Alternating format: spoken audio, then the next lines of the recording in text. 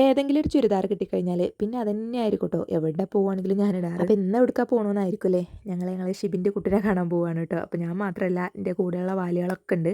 കുട്ടികളൊന്നും കൊണ്ടുപോകുന്നില്ല കേട്ടോ. അങ്ങനെ ഇതാ പോകാൻ ഇറങ്ങിയിട്ടാണ് ഫാദിക്കുട്ടിൻ്റെ കണ്ണിൽ മരുന്ന് എത്തിച്ചിട്ടില്ല എന്നുള്ളൊരു ഓർമ്മ വന്നത് കേട്ടോ. അങ്ങനെ അത് ഒറ്റിച്ചു കൊടുത്തു. ഇവരെയും കൂടെ കൂട്ടുന്നുണ്ട്, കാരണം ഇവരെ കടയിലാക്കാനാണ് കേട്ടോ. അപ്പോൾ ഇന്ന് വലിയാക്ക ഉച്ചയ്ക്ക് കുറച്ച് ബിരിയാണി കൊണ്ടു തന്നിട്ടുണ്ടായിരുന്നു കേട്ടോ. അപ്പോൾ കുഞ്ഞാക്ക ഉച്ചയ്ക്ക് ചോറിന് വന്നിട്ടുണ്ടായിരുന്നില്ല. അപ്പോൾ കടയിലേക്ക് അതും കൂടെ കൊണ്ടുപോയി കൊടുത്താൽ കുഞ്ഞാക്കാക്കും കൂടെ ചോറ് കഴിക്കാമല്ലോ എന്ന് വിചാരിച്ചിട്ടാണ് ഞങ്ങൾ മൂന്നാളും ഓൾറെഡി കഴിച്ചിട്ടുണ്ടായിരുന്നു. അങ്ങനെ വീട്ടിൽ നിന്ന് ഇറങ്ങിയപ്പോൾ കുഞ്ഞാക്കാക്ക് വിളിച്ചപ്പോൾ പറഞ്ഞു പകുതി വഴിക്ക് ഞാൻ വരാം, അവിടുത്തെ ഞങ്ങൾ നടന്നു പോന്നാൽ മതി എന്നൊക്കെ പറഞ്ഞു. അങ്ങനെ പകുതി വഴിയിലെത്തിയപ്പോൾ വന്നോട്ടെ, വണ്ടിയിൽ സീറ്റും കാര്യങ്ങളൊന്നും ഇല്ല, എന്നാലും ഞങ്ങൾ അഡ്ജസ്റ്റ് ചെയ്ത് പോകും. ഞാൻ ടൗണിലെത്തി ഓരോരുത്തരും നിരനിരയായി വിളിക്കാൻ തുടത്തിയിട്ടുണ്ടായിരുന്നു കേട്ടോ. അങ്ങനെ ചിന്നുവിനെ വിളിച്ചു, അവൾ നേരത്തെ തന്നെ വന്നിട്ടുണ്ടായിരുന്നു. പിന്നെ ഞാൻ ഷിഫ ക്ലാസ് കഴിഞ്ഞൊന്നല്ലാതെ ഇതിട്ടൊക്കെ ഒന്നും ഒരു മാറ്റം വന്നിട്ടില്ല കേട്ടോ. പറഞ്ഞാൽ 2 മണിക്കൂർ കഴിഞ്ഞിട്ട് ഒക്കെ വരുന്നുള്ളൂ. അങ്ങനെ ഞങ്ങൾ കുട്ടിക്കെടുക്കാനുള്ള ഡ്രസ്സൊക്കെ ഇങ്ങനെ സെലക്ട് ചെയ്യാൻ കേട്ടോ. പെൺകുട്ടികളുടെ ഡ്രസ്സ് കണ്ടാൽ എനിക്ക് എന്താണെന്ന് അറിയില്ല, ഞാൻ ആ പരിസരമായിട്ട് മറക്കും. എനിക്ക് ഭയങ്കര ഇഷ്ടമാണ് കേട്ടോ ഇതൊക്കെ സെലക്ട് ചെയ്യുന്നതും വാങ്ങുന്നതും. അങ്ങനെ ഞങ്ങൾ 5 ആളും വെവ്വേറെയാണ് കേട്ടോ എടുത്തത്. അങ്ങനെ 5 പീസ് എടുത്തിട്ടുണ്ടായിരുന്നു. ഞങ്ങൾക്കുള്ളതൊക്കെ സെലക്ട് ചെയ്ത് പിന്നെ ഷെജിനെയും ജിൻഷനെയും ഇങ്ങനെ കാത്തുകൊണ്ടിരിക്കുകയാണ് കേട്ടോ. അപ്പോൾ അതിനിടയിലാണ് ഈ ഒരു മിറർ കണ്ട പിന്നെ നമ്മളുണ്ട് വെറുതെ വിടുന്നു. അപ്പോഴേക്ക് ഇതാ ഒരു അവതാരം എത്തിയിട്ടുണ്ടായിരുന്നു കേട്ടോ. അവൾ കുറച്ച് വൈകിട്ടുണ്ടായിരുന്നു. ഓരോ തവണ വരുമ്പോഴും ഓരോ ചെരുപ്പായിരിക്കും കേട്ടോ. ആ ചെരുപ്പാണെങ്കിലോ ഭയങ്കര ഹൈലൈറ്റ് ആയിരിക്കും കേട്ടോ. അപ്പോൾ അതിങ്ങനെ പറഞ്ഞിങ്ങനെ കളിയാക്കി കൊണ്ടിരിക്കുകയായിരുന്നു. എന്താണെന്ന് അറിയില്ല, ഇടയ്ക്കിടയ്ക്ക് ഞങ്ങൾക്ക് ഇങ്ങനെ കൂടാണ് കേട്ടോ. കൂടിക്കഴിഞ്ഞാൽ ഞങ്ങൾക്ക് ഭയങ്കര എനർജിയാണ്, ഭയങ്കര സന്തോഷമാണ് കേട്ടോ. എന്താണെന്ന് അറിയില്ല, കാരണം ഒരേ വൈബിനൊത്ത ആൾക്കാരാണ്. അതിനിടയിൽ ഇവർ രണ്ടും കൂടെ എന്തൊക്കെയോ